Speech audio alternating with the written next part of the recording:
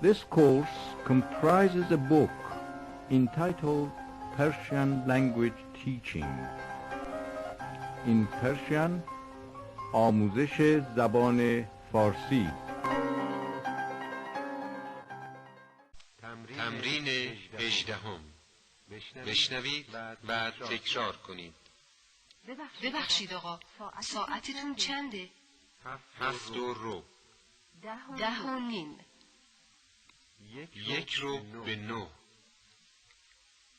9 کم. 10 دقیقه به 11. 11 10 دقیقه کم.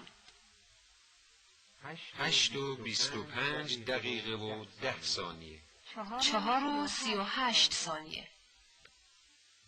2 بعد از ظهر. 3 بعد از نصف شب. 7:30 صبح. حدود ساعت 5. حدود 5. سر ساعت 5.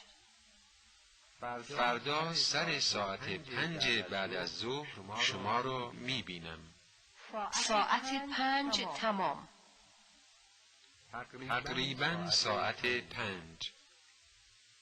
چرا سر صبح عصبانی هستید؟ پدرم معمولاً سر ظهر نهار میخورد. او اغلب سر شب به دیدن عموی پیرش میرفت. خواهرزاده شما همیشه صبح زود از خانه بیرون میرود.